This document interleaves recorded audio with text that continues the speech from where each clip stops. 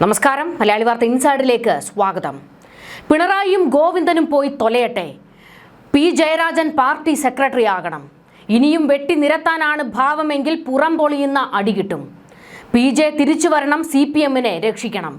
കണ്ണൂരിൽ പിണറായിയുടെ തലയ്ക്ക് മുകളിൽ പി ജെ ഫ്ലെക്സ് ഉയർന്നു. പി ജെ ആർമി കൂടോടെ ഇരച്ചിറങ്ങി തായ്ക്കണ്ടിയിൽ തറവാടിന് തീയിടുന്നു. പി ജെ ഫാക്ടർ വീണ്ടും ശക്തമായതും അടിമുടി വിറയ്ക്കുകയാണ് പിണറായി. തന്റെ തലയ്ക്ക് മുകളിൽ ഒരു കാലത്തും വളരരുതെന്ന് പിണറായി ആരെക്കുറിച്ചാണോ ചിന്തിച്ചത്, എന്തിനു വേണ്ടിയാണോ പണിയെടുത്തത്, അയാൾ എല്ലാ കാലത്തും കണ്ണൂരിൽ പിണറായിക്ക് തലയ്ക്ക് മുകളിൽ തന്നെയാണ്. കണ്ണൂരിൽ പലയിടത്തായി പി ജെ ഫ്ലെക്സുകൾ ഇപ്പോൾ ഉയർന്നിരിക്കുന്നത്. പാർട്ടിയെ നശിപ്പിച്ചത് പിണറായി വിജയനാണ്, രക്ഷിക്കാൻ പി ജയരാജൻ ഉയർത്തുവരണം എന്നാണ് കണ്ണൂരിലെ സഖാക്കൾ ആവശ്യപ്പെടുന്നത്. ഗോവിന്ദനോടും പിണറായിയോടും കലിതുള്ളി ഇറങ്ങിയ സഖാക്കൾ കട്ടായം പറയുന്നത് പി ജെ പാർട്ടി സെക്രട്ടറി ആകണമെന്നാണ്. കണ്ണൂരിൽ പൊട്ടിയ അടി ഇങ്ങ് തെക്കും മധ്യ കേരളത്തിലും വൻ പൊട്ടിത്തെറിയിലേക്ക് എത്തിക്കുന്നു. പാർട്ടിയെ നശിപ്പിച്ചത് പിണറായിസമാണെന്ന് തെക്കൻ ജില്ലകളിലെ സഖാക്കൾ ഇപ്പോൾ സോഷ്യൽ മീഡിയയിൽ തുറന്നെഴുതുന്നു. അങ്ങനെ തെക്കും വടക്കും നിന്ന് പിണറായിയെ നിലംതൊടിയിക്കാതെ തല്ലുകയാണ്. ആ ഭൂലോക തോൽവി ഗോവിന്ദനെ അടിച്ചിറക്കി വിടണമെന്നും മുറവിളി.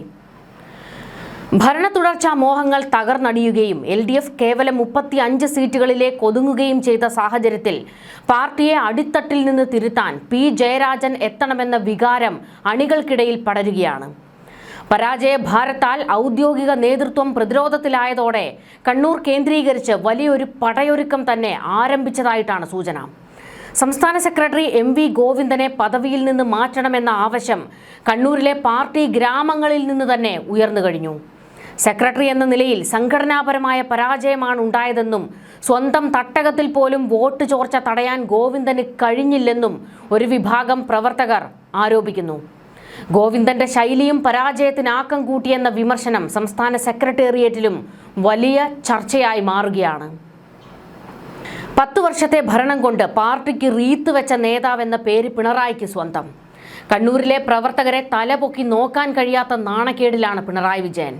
ഗോവിന്ദനും പെണ്ണുപിള്ളയ്ക്കും വീടിന് പുറത്തേക്കിറങ്ങാൻ കഴിയുന്നില്ല. കളിപ്പറമ്പിൽ കലിതുള്ളി CPM-കാർ നിൽക്കുമ്പോൾ തെരുവിലിട്ട് തല്ല് കിട്ടുമോ എന്ന പേടിയിലാണ് ഗോവിന്ദൻ ഇപ്പോൾ. പിണറായിക്ക് ശേഷം ഞാൻ എന്ന മനക്കോട്ട കെട്ടിനിന്ന ഗോവിന്ദനും പി ജയരാജൻ ഇപ്പോൾ 8ന്റെ പണിയായി മാറുകയാണ്. കാരണം ഗോവിന്ദന് ഇനി തലപൊക്കാൻ കഴിയില്ല. കണ്ണൂരിൽ പ്രവർത്തകരുടെ മുറവിളി പി ജെ പാർട്ടി സെക്രട്ടറി ആകണം എന്നുള്ളതാണ്. ഇത് ഗോവിന്ദന് വലിയ അപകടമാണ്. ഇനിയും ഗോവിന്ദനെ പാർട്ടി സെക്രട്ടറി കസേരയിൽ സഹിക്കാൻ കഴിയില്ല എന്ന് നിലതെറ്റി സഖാക്കൾ മുറവിളി കൂട്ടുന്നത് തള്ളിക്കളയാൻ CPM-ന് കഴിയുകയുമില്ല. കടുത്ത നടപടികളിലേക്ക് പാർട്ടി കടക്കും.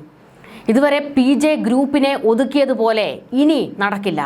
പയ്യന്നൂർ, തളിപ്പറമ്പ്, മട്ടന്നൂർ, കൂത്തുപറമ്പ്, പാനൂര്, മൊകേരി തുടങ്ങി പാർട്ടിയുടെ ശക്തി കേന്ദ്രങ്ങളിലെല്ലാം വലിയ പൊട്ടിത്തെറിയാണ് സംഭവിച്ചുകൊണ്ടിരിക്കുന്നത്. തെരഞ്ഞെടുപ്പ് ഫലത്തിന് പിന്നാലെ പി ജയരാജൻ നടത്തിയ നിരീക്ഷണങ്ങൾ പിണറായി വിജയന്റെ വ്യക്തി കേന്ദ്രീകൃത ഭരണശൈലിക്കേറ്റ കനത്ത പ്രഹരമായിട്ടാണ് ഇപ്പോൾ വിലയിരുത്തപ്പെടുന്നത്. വിജയപരാജയങ്ങൾ പദവിയിലിരിക്കുന്ന വ്യക്തിയുടെ മാത്രം മഹിമയാണെന്നതിൽ യോജിക്കാൻ കഴിയില്ല എന്ന അദ്ദേഹത്തിന്റെ വാക്കുകൾ ക്യാപ്റ്റൻ ഇമേജിനെ ലക്ഷ്യം വെച്ചുള്ളതായിരുന്നു. പാർട്ടി വ്യക്തിയേക്കാൾ വലുതാണെന്ന ഓർമ്മപ്പെടുത്തലിലൂടെ പിണറായി യുഗത്തിന് അറുതി കുറിക്കുമെന്ന സന്ദേശമാണ് ജയരാജൻ നൽകുന്നത് എന്നുള്ള ചില സൂചനകളും വരുന്നുണ്ട്. മുഖ്യമന്ത്രിയുടെ ഓഫീസിനെ നിയന്ത്രിച്ചിരുന്ന P ശശിക്കും KK രാഗേഷിനുമെതിരെ പാർട്ടിയിൽ കടുത്ത അമർഷമാണ് പുകയുന്നത്. പോലീസിനെ കയറൂരി വിട്ടതും പാർട്ടിയെ ജനങ്ങളിൽ നിന്ന് അകറ്റിയതും ശശിയുടെയും രാഗേഷിന്റെയും ഇടപെടലുകളാണ് എന്നുള്ള ആരോപണം ശക്തമാണ്. ഭരണവിരുദ്ധ വികാരം ആളിക്കത്തിക്കാൻ ഇവരുടെ നടപടികൾ കാരണമായി എന്ന് വിശ്വസിക്കുന്ന നേതാക്കൾ വരും ദിവസങ്ങളിൽ ഇവർക്കെതിരെ പരസ്യമായി രംഗത്തെത്തിയേക്കും. അതായത് പാർട്ടിയിൽ ഒരു പൊളിച്ചെഴുത്ത് വേണം എന്നുള്ള ആവശ്യമാണ് അങ്ങ് കണ്ണൂരിൽ നിന്ന് ഉയർന്നിരിക്കുന്നത്. ഇതോടുകൂടി പൊളിച്ചെഴുത്തിന് ഇനിയും തയ്യാറായില്ലെങ്കിൽ വലിയ പൊട്ടിത്തെറിയിലേക്കും ഒരു പിളർപ്പിലേക്കും കാര്യങ്ങളെത്തും. കണ്ണൂരിലെ പാർട്ടി കോട്ടകളിൽ ഉണ്ടായ വിള്ളൽ നികത്താൻ ചെന്താരകം എന്ന് അണികൾ വിശേഷിപ്പിക്കുന്ന പി ജയരാജൻ തന്നെ വരണമെന്നാണ് സൈബർ പോരാളികളും വാദിക്കുന്നത്. പണ്ട് ജയരാജനെതിരെ ഉയർന്ന വ്യക്തിപൂജ ആരോപണങ്ങൾ ഇപ്പോൾ പിണറായി വിജയനെതിരെ തിരിഞ്ഞത് ഔദ്യോഗിക പക്ഷത്തെ വെട്ടിലാക്കി. പ്രത്യേകിച്ച് നമ്മളിവിടെ കാണേണ്ടത് ഈ വ്യക്തിപൂജയായിരുന്നു. അതായത് VS-നെയും പി ജയരാജനെയും ഒക്കെ ഒതുക്കാൻ പിണറായി കണ്ടെത്തിയ മാർഗമായിരുന്നു വ്യക്തിപൂജ.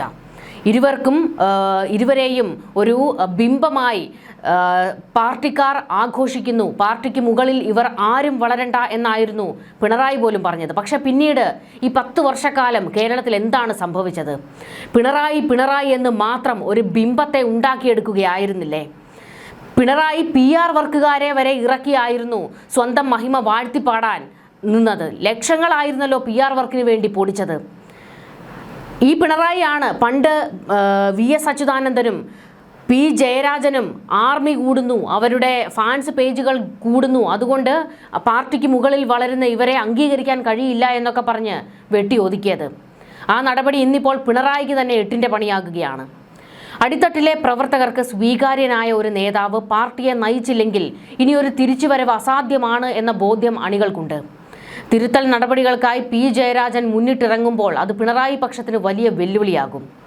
പാർട്ടി സമ്മേളനങ്ങൾ അടുത്തിരിക്കെ നേതൃമാറ്റം സംബന്ധിച്ച ചർച്ചകൾക്ക് ജയരാജൻ ഫാക്ടർ തീപിടിപ്പിക്കും.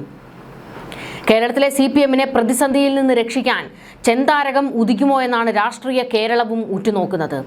തിരുത്തലിന് വഴങ്ങാത്ത നേതൃത്വത്തിനെതിരെ പടയൊരുക്കം തുടങ്ങിയതോടെ AKG സെന്ററിൽ വരും ദിവസങ്ങൾ സംഘർഷഭരിതമാകും. പാർട്ടി തോറ്റു നിൽക്കുമ്പോൾ പ്രവർത്തകർക്ക് ആവേശം പകർന്ന് ജയരാജൻ രംഗത്തേക്ക് വന്നിരുന്നു. കയ്യൂരിൻ്റെയും കരിവള്ളൂരിൻ്റെയും പുന്നപ്ര വയലാറിൻ്റെയും ഉജ്ജ്വല പാരമ്പര്യമുള്ള നമ്മുടെ പാർട്ടി ഏത് പ്രതിസന്ധിയെയും അതിജീവിച്ച് തിരികെ വരും. പ്രസ്ഥാനം തോറ്റാൽ തിരുത്തണമെന്ന് ജനം നൽകുന്ന മുന്നറിയിപ്പാണ്.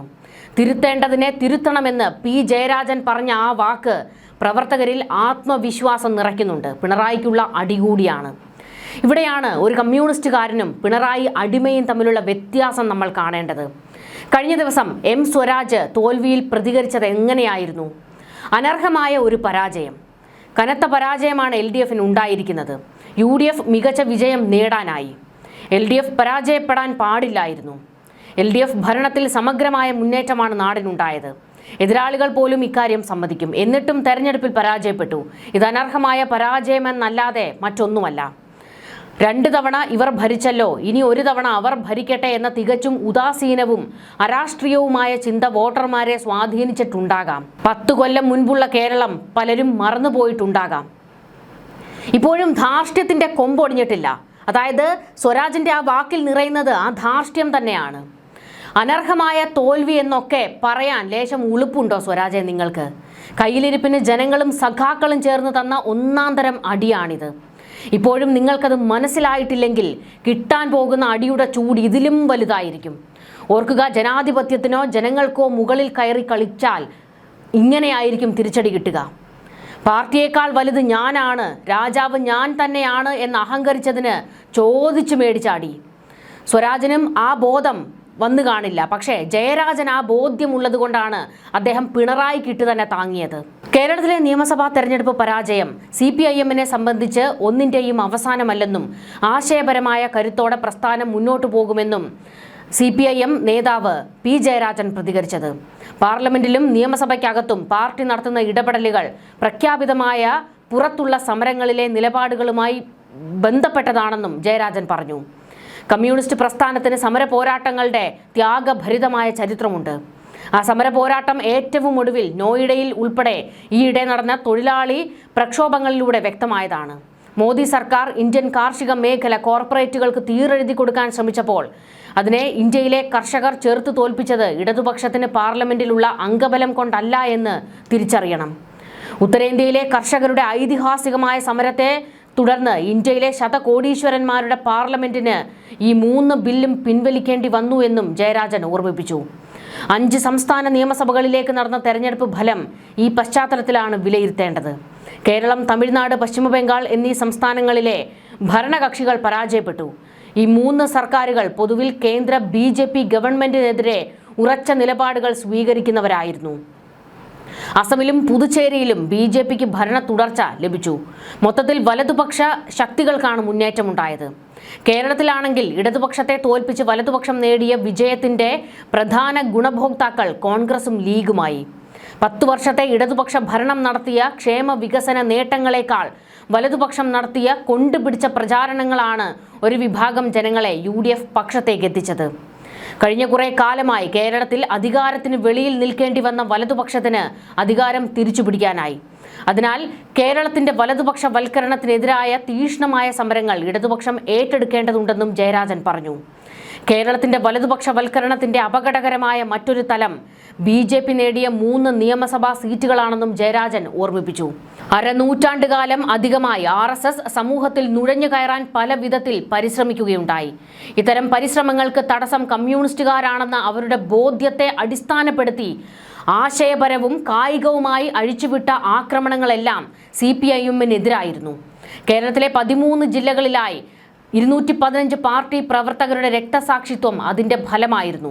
RSSന്റെ കായിക ആക്രമണങ്ങൾ അവർ അവസാനിപ്പിക്കാൻ നിർബന്ധിതരായെങ്കിലും അവരുടെ ആശയപരമായ അധിനിവേശ ശ്രമം തുടരുകയാണ്. ഇതിനെ ആശയപരമായി ചെറുക്കുന്നത് ഇടതുപക്ഷം മാത്രമാണെന്ന യാഥാർത്ഥ്യം നിലനിൽക്കുന്നു. ആ പോരാട്ടം തുടരുക തന്നെ വേണമെന്നും ജയരാജൻ പറഞ്ഞു. അതേസമയം ഈ തെരഞ്ഞെടുപ്പ് ഫലത്തിൽ നിന്ന് നാം സ്വയം പരിശോധിച്ച് തിരുത്തേണ്ട പാഠഭാഗങ്ങളുണ്ട്. അത് പാർട്ടി നേതാക്കൾ വ്യക്തമാക്കിയിട്ടുണ്ട്. അതിൽ നേരത്തെ തുടങ്ങിവെച്ച തെറ്റുതിരുത്തലുകൾ പ്രക്രിയ തുടരേണ്ടതിന്റെ ആവശ്യകതയും ഉൾപ്പെടും. കമ്മ്യൂണിസ്റ്റുകാർ പാർലമെന്ററി വ്യവസ്ഥയിൽ ഏർപ്പെടുമ്പോൾ പലതരം ജീർണതകളും കടന്നുവരും.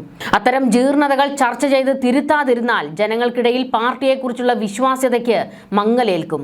മൂർത്തമായ അത്തരം പ്രശ്നങ്ങളും പരിശോധിക്കാതെ കമ്മ്യൂണിസ്റ്റ് പാർട്ടിക്ക് മുന്നോട്ട് പോകാനാകില്ല. തെറ്റുതിരുത്തൽ പ്രക്രിയ പാർട്ടിക്ക് സംഘടനയ്ക്കകത്ത് നടത്തേണ്ടതാണ്. തെരഞ്ഞെടുപ്പ് ഫലമുണ്ടാക്കിയ നിരാശയിൽ നിന്ന് തങ്ങളുടെ വ്യത്യസ്ത അഭിപ്രായങ്ങളും വിമർശനങ്ങളും സമൂഹ മാധ്യമങ്ങളിലൂടെ പ്രകടിപ്പിക്കുന്ന നിലയുണ്ട്. പാർട്ടി അനുഭാവികൾക്കുള്ള അത്തരം അഭിപ്രായങ്ങൾ പാർട്ടി നേതൃത്വത്തിന് നൽകുകയാണ് വേണ്ടത്. പാർട്ടി അനുഭാവികളുടെ അത്തരം കത്തുകൾ ഗൗരവമായി പരിഗണിക്കുന്ന പാർട്ടിയാണ് CPIM. കയ്യൂരിൻ്റെയും കരുവള്ളൂരിൻ്റെയും പുന്നപ്ര വയലാറിൻ്റെയും ഉജ്ജ്വല പാരമ്പര്യമുള്ള നമ്മുടെ പാർട്ടി ഏത് പ്രതിസന്ധിയെയും അതിജീവിക്കാൻ കരുത്തുള്ള പ്രസ്ഥാനമാണ്. കമ്മ്യൂണിസ്റ്റ് പാർട്ടിയുടെ അന്തസത്ത ഉയർത്തിപ്പിടിച്ചുകൊണ്ട് നമുക്ക് മുന്നോട്ട് പോകാം. വലതുപക്ഷത്തിനെതിരായ ഇടതുപക്ഷത്തിന്റെ സവിശേഷത നിലനിർത്തിക്കൊണ്ടുള്ള പോരാട്ടം തുടരും. നാം അതിജീവിക്കുക തന്നെ ചെയ്യും. ഇതായിരുന്നു P. ജയരാജൻ കുറിച്ചത്. അദ്ദേഹത്തിന്റെ വാക്കുകളിൽ കൃത്യമായി പറയുന്നുണ്ട്, തെറ്റുകൾ സംഭവിച്ചിട്ടുണ്ട്, അത് തിരുത്താൻ നേതൃത്വം തയ്യാറാകണമെന്ന്. അപ്പോഴും നേതൃത്വത്തിൽ അങ്ങ് തലപ്പത്തിരിക്കുന്ന ഒരു കൂട്ടർ ധാർഷ്ട്യം തന്നെ തുടരാനാണ് ഭാവമെങ്കിൽ നിങ്ങളെ തിരുത്താൻ ഇനിയും പാർട്ടി പുറപ്പെട്ടിറങ്ങും. കോട്ടകളെല്ലാം പൊളിഞ്ഞപ്പോൾ പാർട്ടിക്ക് ഒരു കാര്യം ബോധ്യപ്പെട്ടിട്ടുണ്ടല്ലോ, ജനങ്ങൾ മാത്രം നിങ്ങൾക്കെതിരായി വോട്ട് കുത്തിയതുകൊണ്ടല്ല. അതായത് ഈ പാർട്ടിയിൽ ഒന്നടങ്കം, അതായത് യഥാർത്ഥ കമ്മ്യൂണിസ്റ്റുകൾ ഉൾപ്പെടെ നിങ്ങൾക്കെതിരെ വോട്ട് കുത്തി, അതായത് നേതാക്കന്മാരുടെ നെഞ്ചത്ത് കുത്തി. അതുകൊണ്ടാണ് 8 നിലയിൽ പൊട്ടി തകർന്ന് താഴെ വീണത്. നാണം കെട്ട തോൽവിയാണ് പിണറായി ഏറ്റുവാങ്ങിയത്. അഹങ്കാരം കൊണ്ട് കൈ കഴുകിയാൽ ഇതായിരിക്കും മറുപടി. പാർട്ടി നിങ്ങളെ തിരുത്തും. ന്യൂസ് ഡെസ്ക് മലയാളി വാർത്ത.